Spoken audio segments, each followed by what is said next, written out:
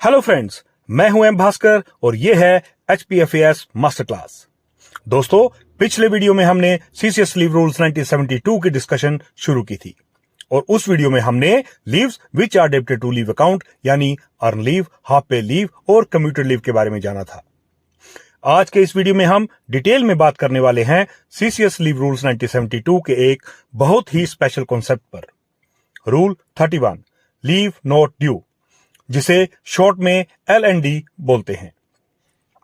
अगर आप government service में हैं, कोई डिपार्टमेंट एग्जाम देने जा रहे हैं या फिर आपका इरादा HPFAS क्रैक करने का है, तो ये टॉपिक आपके लिए एक्सट्रीमली इंपॉर्टेंट होने वाला है, क्योंकि ये लीव आपको तब मिलती है जब आपके लीव अकाउंट में जीरो बैलेंस होता है। तो चलिए स्टार्ट करते हैं सिंपल एक्सप्लेनेशंस के साथ, रियल एग्जांपल्स के साथ और एंड में बोनस राउंड जिसमें मल्टीपल चॉइस क्वेश्चन भी होंगे जो आपकी कॉन्सेप्चुअल क्लैरिटी को एनालाइज करने में आपकी हेल्प करेंगे। आइए जानते हैं what is leave not due. Leave not due is a special type of leave which is availed in advance when you have no half pay leave in your leave account, यानी जब आपके पास half pay leave का balance zero हो but you still need leave, you can have advance leave, that is leave not due. It is normally meant for medical exigencies. इस leave को future में आप जो हाफ पे लीव अर्न करेंगे उसके against adjust किया जाता है। सिंपल वर्ड्स में कहें तो पहले लीव लो, बाद में अर्न करके रिटर्न करो।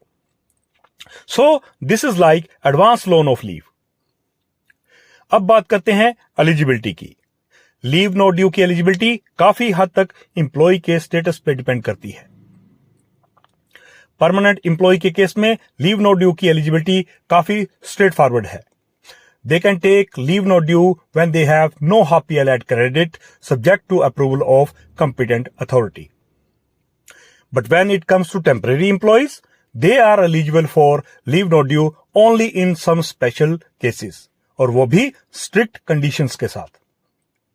टेम्पररी स्टाफ को नॉर्मली लीव नॉट ड्यू नहीं मिलती है, बट हां, अगर temporary employee is suffering from serious illnesses like TB, leprosy, cancer या मेंटल इलनेस और उसकी मिनिमम सर्विस जो है वो 1 साल की हो, तो उसे लीव नॉट ड्यू दी जा सकती है। बट इस केस में रिकॉग्नाइज्ड हॉस्पिटल का मेडिकल सर्टिफिकेट होना मस्ट है, यानी no other option in case of temporary government employees except production of medical certificate duly issued by recognised hospital for the treatment of above said disease. Leave not due may be given maximum up to 360 days.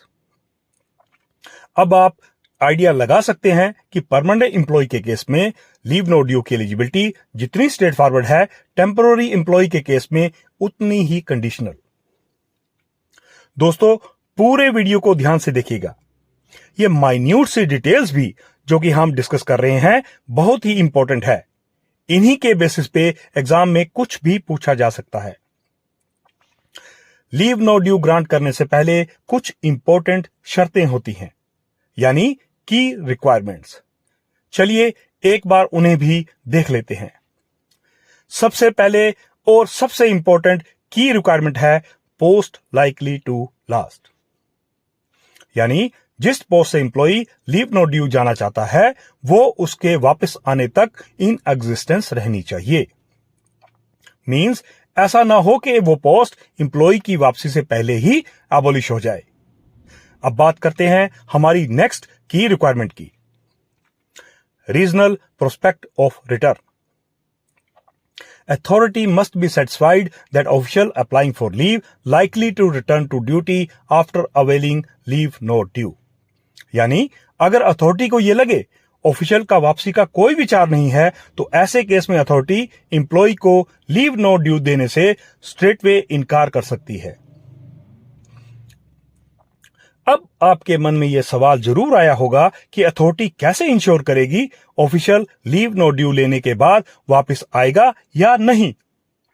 Suppose authority ने leave not due दे दी और employ लौट के job पे आता ही नहीं है, तो क्या होगा? दोस्तों, थोड़ा सा इंतजार कीजिए, इसका आंसर भी हम आपको आगे देने जा रहे हैं। अभी के लिए चलिए देखते हैं अगली important consideration of leave not due. Limit of future earnings. इसकी कंसिडरेशन के अनुसार आप बची हुई फ्यूचर सर्विस से जितनी हाफ पे लीव अर्न कर सकते हो उतनी ही लीव नॉट ड्यू आपको मिल सकती है, उससे ज्यादा नहीं। फॉर एग्जाम्पल, इंप्लॉय साल में 20 हाफ पे लीव अर्न करता है और उसकी जॉब 5 साल बची है, तो वो फ्यूचर सर्विस से 20 into 5 यानी कि टोटल 100 दिन हाफ पे लीव अर्न करेगा। इसलिए उसे 100 दिन से ज्यादा लीव नॉट ड्यू नहीं मिलेगी। फ्रेंड्स, जैसा कि हमने वीडियो के बिगिनिंग में ही डिस्कस किया, leave not due generally medical reason पे मिलती है, यानी लीव अप्लाई करने वाले को रिकॉग्नाइज्ड इंस्टीट्यूट द्वारा इशू किया गया मेडिकल सर्टिफिकेट लीव अप्लाई करते समय देना पड़ेगा। लेकिन लीव नॉट ड्यू की इंटरेस्टिंग बात यह है कि कुछ केसेस में लीव नॉट ड्यू बिना मेडिकल सर्टिफिकेट के भी मिल सकती है। तो चलिए देखते हैं किन किन केसेस में बिना मेडिकल सर्टिफिकेट के लीव नॉट ड्यू ली जा सकती है। In continuation to maternity leave. Maternity leave की कंटिन्यूशन में भी लीव नॉट ड्यू को दिया जा सकता है। In continuation to child care leave. Maternity leave की तरह ही चाइल्ड केयर लीव की कंटिन्यूशन में भी बिना मेडिकल सर्टिफिकेट के लीव नॉट ड्यू को लिया जा सकता है। Female government employee adopting a child under the age of 1 year can also take leave not due without prescription of medical certificate. So, maternity और adoption related cases में leave not due लेने का procedure simplified होता है। चलिए अब discuss करते हैं इसकी लिमिटेशंस एंड रिस्ट्रिक्शंस के बारे में। हाउएवर ये टॉपिक हमने की रिक्वायरमेंट में डिस्कस कर लिया है, अपनी कन्वीनियंस के लिए फिर भी रिकैप्चुलेट कर लेते हैं। Limit of future earning. आप जितना फ्यूचर में हाफ पे लीव अर्न कर सकते हो उतनी ही लीव नॉट ड्यू मिल सकती है, उससे ज्यादा नहीं। Maximum duration. एंटायर सर्विस में maximum 360 days leave not due allowed है, इससे ज्यादा किसी भी कंडीशन में नहीं। Debit against future half pay leave earnings. Government servant जितनी लीव नॉट ड्यू अवेल करेगा उसे future half pay leave earning से एडजस्ट किया जाएगा। No leave not due before retirement. Leave not due leave preparatory to retirement में नहीं मिलेगी। LPR के बारे में हम अपनी आगे आने वाली वीडियोस में जानेंगे। दोस्तों, अब वक्त है आपके मन में पैदा हुए क्वेश्चन के आंसर को ढूंढने का, यानी उस कंडीशन में क्या होगा जब एक ऑफिशियल लीव नॉट ड्यू पे जाने के बाद वापस ज्वाइन ही नहीं करता है। दोस्तों, this is very important from examination point of view. तो चलिए दोस्तों जानते हैं different case scenarios. Case 1, when employee resigns without returning to duty, यानी एम्प्लॉय बिना ड्यूटी पे ज्वाइन किए ही रिजाइन कर देता है। ऐसे केस में लीव नॉट ड्यू जो है वो कैंसिल हो जाएगी। एम्प्लॉय का रेजिग्नेशन उसी दिन से इफेक्टिव माना जाएगा जिस दिन से लीव नॉट ड्यू स्टार्ट हुई थी, यानी ऑफिशियल लीव नॉट ड्यू पे प्रोसीड हुआ था। लीव नॉट ड्यू पीरियड के दौरान दी गई लीव सैलरी रिकवर की जाएगी। Case 2, employee returns but retires और resigns before earning back the leave. ऐसी कंडीशन में official shall be liable to refund leave salary, लेकिन सिर्फ उतनी ही जितनी हाफ पे लीव फ्यूचर में अर्न नहीं हो पाएगी। इसको एक सिंपल एग्जांपल से समझते हैं। सपोज ऑफिशियल 100 दिन लीव नॉट ड्यू अवेल करता है और वापस आने पर रेजिग्नेशन से पहले सिर्फ 50 हाफ पे ही अर्न कर पाता है, तो सिर्फ बचे हुए 50 दिन की ही सैलरी रिकवर की जाएगी। फ्रेंड्स, ऐसा नहीं है कि हर बार लीव नॉट ड्यू की एडजस्टमेंट ना होने पर रिकवरी की जाए। In some genuine situation government does not make recovery. आइए जानते हैं वो कौन कौन सी सिचुएशंस हैं जिनमें रिकवरी नहीं की जाती है।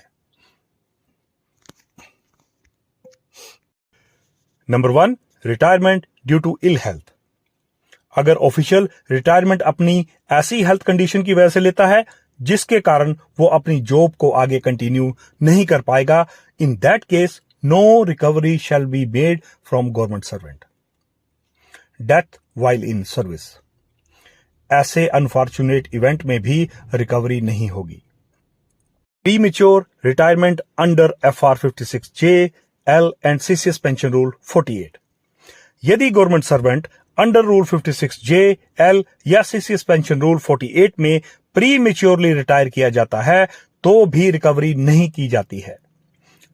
यहां ब्रीफली ऐड करना चाहूंगा, mentioned rules empowers the government to compulsory retire government employee by giving 3 months notice or pay and allowances in lieu of notice in public interest।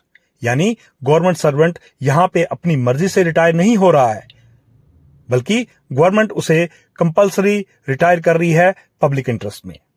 तो ऐसी कंडीशन में भी लीव सैलरी रिकवर नहीं की जाती है।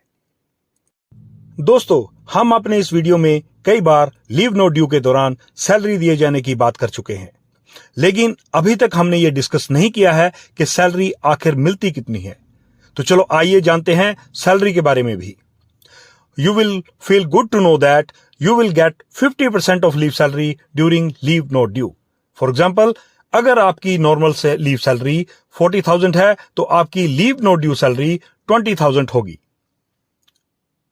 One more interesting fact about leave no due that even if your leave account already shows a debit balance, आपको दोबारा leave no due मिल सकती है। बस कंडीशन यही है कि total leave no due lifetime limit 360 days से ज्यादा नहीं होनी चाहिए। तो चलिए दोस्तों, एक क्विक रिवीजन हो जाए। Medical certificate usually required for availing leave no due. Exceptions to it when in continuation to maternity, child care leave or child adoption leave. Eligibility permanent plus temporary employees for both. But in case of temporary officials, only in relation to special diseases. Leave no due is equal to advance half pay leave and same is limited to future earnings. Leave no due debited against future half pay leave earnings.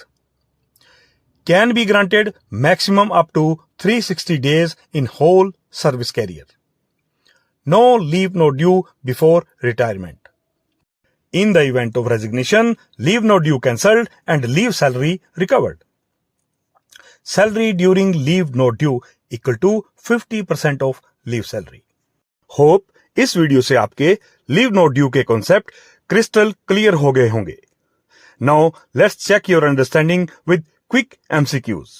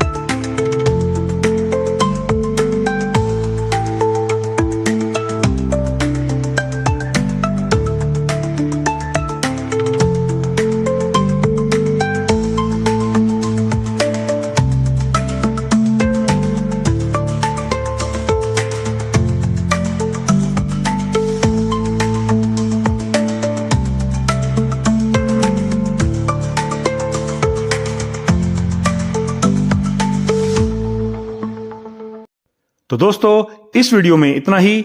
मिलते हैं अपनी next video में और discuss करेंगे extra ordinary leave के बारे में।